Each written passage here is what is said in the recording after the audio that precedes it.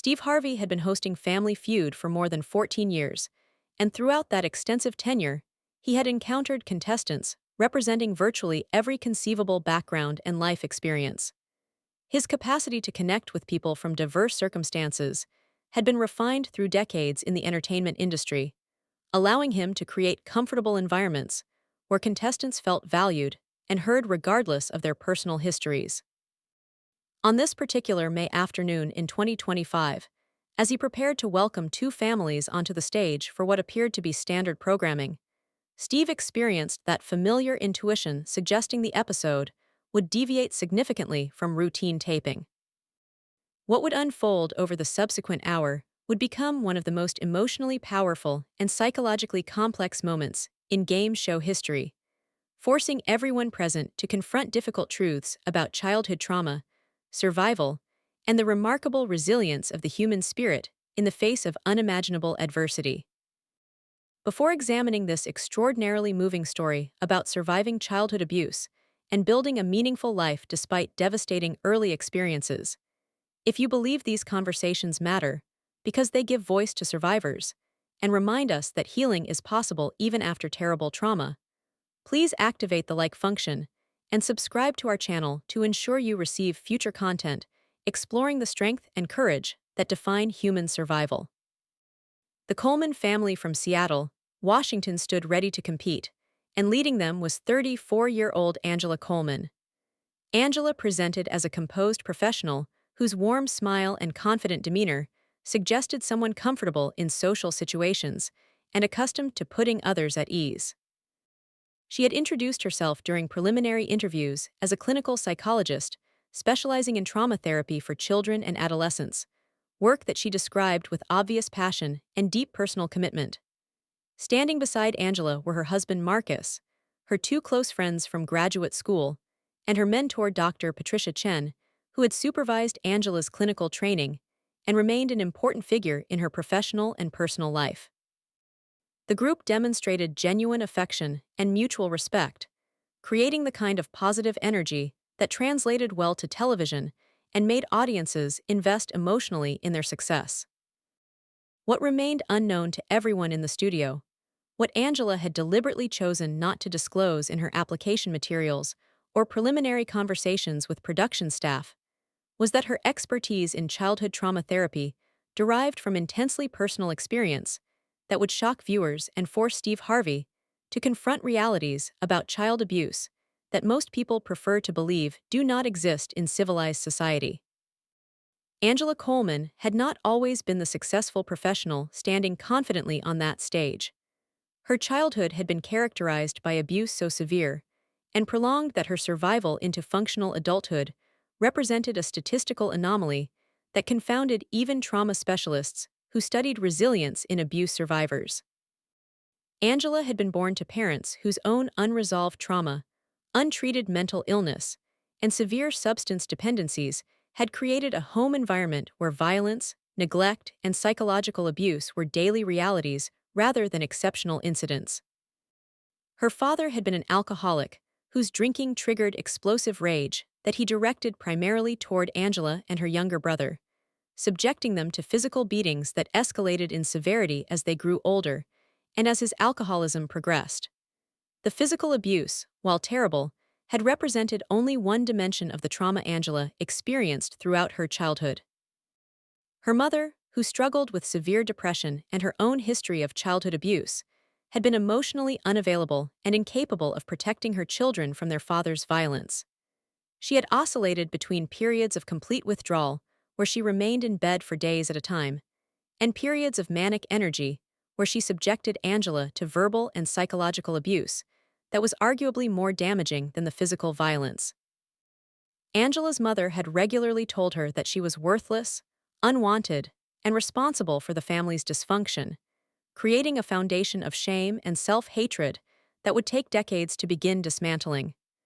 The abuse had extended beyond Angela's immediate family to include exploitation by an extended family member who had sexually abused her repeatedly between the ages of 7 and 12.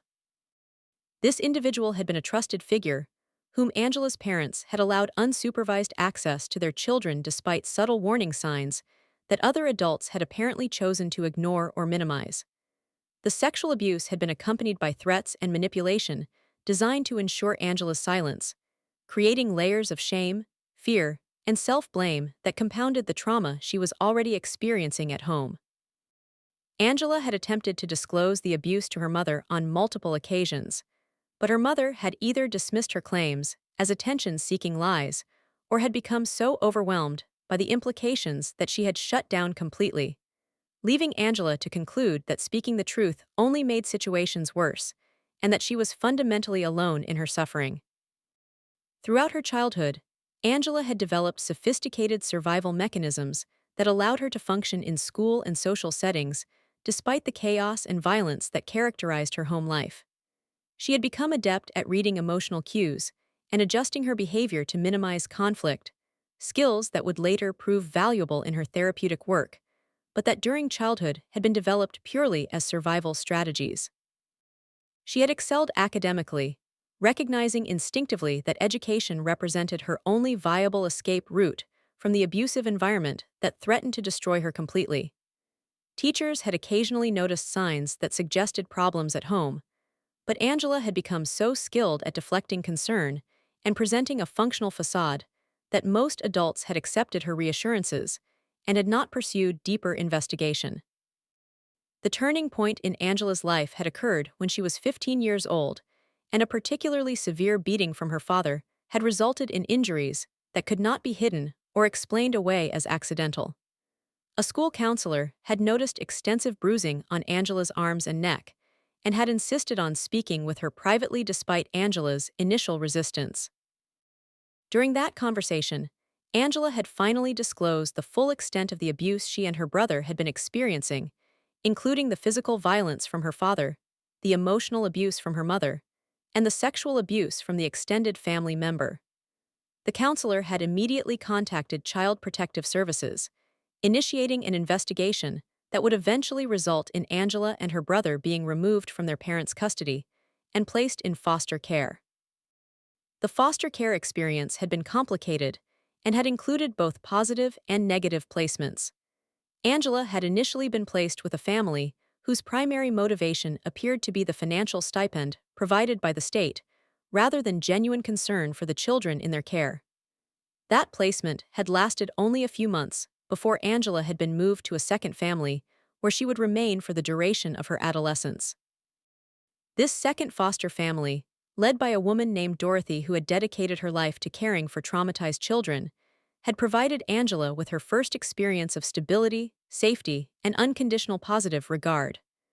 Dorothy had been patient with Angela's trauma responses, which included nightmares, hypervigilance, difficulty trusting adults, and emotional volatility that manifested as both withdrawal and explosive anger. During her time in Dorothy's care, Angela had begun the long process of healing from childhood trauma through weekly therapy sessions with a clinical psychologist who specialized in treating abuse survivors.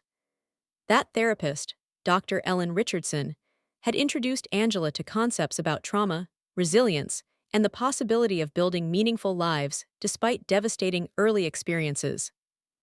Dr. Richardson had helped Angela understand that the abuse she had experienced was not her fault, that her survival demonstrated remarkable strength rather than weakness, and that the coping mechanisms she had developed, while adaptive in abusive environments, could be gradually replaced with healthier strategies as she built a life characterized by safety rather than constant threat. Angela had graduated from high school with exceptional grades and had earned a full scholarship to the University of Washington, where she had initially pursued a degree in education with the intention of becoming a teacher. During her undergraduate years, however, Angela had taken psychology courses that had sparked her interest in understanding trauma from both personal and scientific perspectives. She had eventually changed her major to psychology and had decided to pursue graduate training in clinical psychology with a specialization in treating traumatized children. Dorothy had been supportive of this decision, recognizing that Angela's personal experience, while painful, could be transformed into professional expertise that would help other children who were experiencing similar abuse. Angela's graduate training in clinical psychology had been both intellectually rigorous and emotionally challenging, as she worked to integrate her personal experiences with professional knowledge while maintaining appropriate boundaries between her own history and her client's needs. She had completed her doctoral dissertation on resilience factors in childhood trauma survivors, using her own experience as partial motivation for understanding why some children who experienced severe abuse managed to develop into functional adults, while others struggled with chronic mental health problems, substance dependencies, and difficulties maintaining relationships. Her research had identified several protective factors including intelligence, early intervention, therapeutic relationships, and the presence of at least one stable adult who provided unconditional support during critical developmental periods. Following completion of her doctorate, Angela had established a private practice specializing in trauma therapy for children and adolescents, focusing particularly on survivors of physical, sexual, and emotional abuse. Her clinical work was informed by both rigorous scientific training and deep personal understanding of what traumatized children needed from the adults attempting to help them. She had developed a reputation for being exceptionally skilled at building therapeutic relationships with children who had learned through bitter experience not to trust adults, using her own history to inform her patients and her refusal to be discouraged by clients' resistance or testing behaviors. Angela had also married Marcus, whom she had met during graduate school and who had demonstrated remarkable patience and understanding, as Angela navigated the complex process of building intimate relationships despite childhood experiences that had taught her that vulnerability led to exploitation and that love was inevitably accompanied by abuse. Their relationship had required extensive communication, couples therapy to address attachment issues stemming from Angela's trauma history, and Marcus's willingness to accept that some aspects of Angela's trauma responses might never completely resolve even with therapy and time. They had chosen not to have children, a decision that Angela had made after careful consideration of her concerns about whether someone with her history could parent effectively without unconsciously perpetuating patterns she had experienced. The decision to apply for Family Feud had been suggested by Angela's friends from graduate school, who had believed that a lighthearted experience might provide balance to the emotionally demanding nature of Angela's clinical work. Angela had been hesitant initially, aware that national television exposure carried some risk of triggering questions about her background and personal history. However, she had eventually agreed, reasoning that the likelihood of her trauma history becoming relevant during a game show was minimal, and that participating might actually be enjoyable if she approached it as simply a fun experience rather than overthinking potential complications. As Steve Harvey initiated the game with characteristic warmth and energy, the Coleman family performed well. Angela answered questions with intelligence and demonstrated quick thinking that reflected her analytical training and professional experience. Steve observed Angela carefully, noting a quality of focused intensity that suggested someone accustomed to managing complex emotional material and maintaining professional composure in challenging situations. During a commercial break, Steve engaged Angela in conversation about her work as a trauma therapist, expressing admiration for people who dedicated themselves to helping children heal from abuse. Angela responded with genuine passion about her clinical work, describing the privilege of supporting children through recovery and the profound satisfaction of witnessing resilience and healing in young people whom many adults had written off as too damaged to help. The moment that irrevocably changed the trajectory of the episode occurred during the fourth round when the question appeared asking contestants to name something from childhood that still affects people as adults. Angela buzzed in first and answered with immediate and unwavering certainty, stating abuse. The response registered as the number one answer on the board, and the audience applauded routinely. Steve paused, however, noting the absolutely certain way Angela had delivered the answer, the slight tremor in her voice that suggested deep personal knowledge, and the way her expression had shifted subtly when the question appeared. Steve's extensive experience reading people triggered recognition that Angela's answer had emerged from lived experience rather than clinical knowledge or general speculation. Without fully considering the implications, Steve made a comment intended to acknowledge Angela's professional expertise, saying that as a trauma therapist, she probably knew better than anyone how childhood experiences shaped adult functioning. He then asked, in what he intended as a light-hearted follow-up, whether Angela's knowledge came purely from her professional training or whether she had personal experience that informed her clinical work. The studio fell into expectant silence as everyone waited for Angela's response. Angela stood completely still for a prolonged moment, visibly wrestling with whether to deflect the question with a professional answer or to speak a truth she had shared publicly only in very limited circumstances. Finally, Angela looked directly at Steve and made a decision that would transform everything. She stated simply that her knowledge came from both professional training and personal experience, that she had survived severe childhood abuse, including physical violence, emotional abuse, and sexual exploitation, and that her clinical work was driven by understanding from the inside what traumatized children needed in order to heal and build meaningful lives, despite devastating early experiences. Steve Harvey's expression shifted immediately from playful to profoundly shocked as he processed what Angela had just revealed. He set his cards down carefully and took several steps toward Angela, his voice gentle and filled with compassion as he asked whether she was comfortable discussing her history in this setting, given that millions of people would eventually see the conversation. Angela nodded, tears forming in her eyes as she explained that she had spent years in therapy working through shame about her childhood experiences, and that she had reached a point where she could speak about her history without feeling that it defined or diminished her. She stated that if sharing her story helped even one person recognize abuse, or gave hope to even one survivor that healing was possible, then the vulnerability of public disclosure would be worthwhile. The production team immediately recognized that something extraordinary was unfolding and made the decision to pause taping to ensure that Angela was genuinely comfortable proceeding with a conversation about such sensitive material.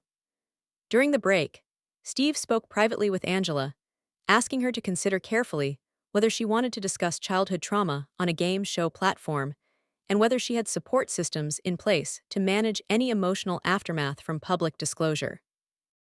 Angela appreciated Steve's concern, but confirmed that she wanted to continue the conversation, explaining that her years of therapy and her professional training had prepared her to discuss her history without being re-traumatized, and that she believed the conversation could serve important purposes beyond mere entertainment.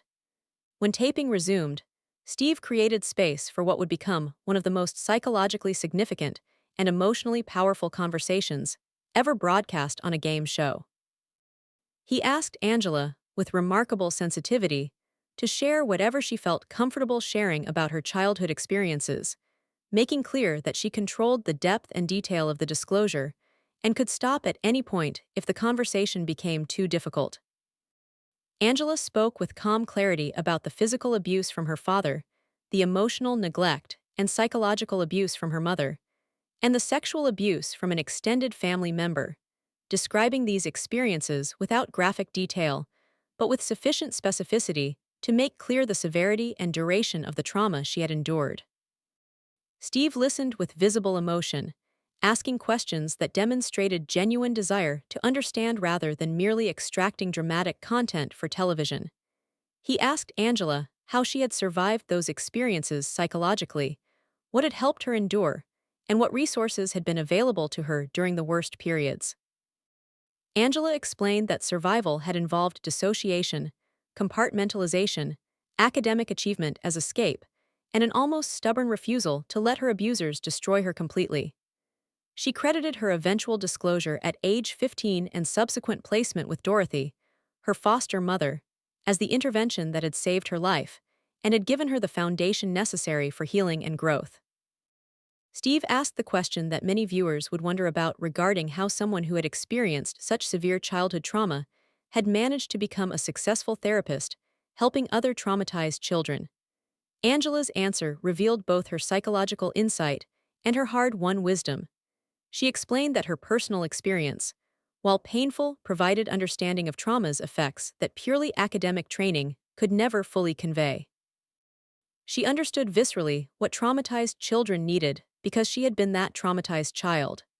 However, she also emphasized that personal experience alone was insufficient and potentially harmful if not integrated with professional training, ongoing therapy, and careful attention to boundaries between her own history and her client's needs.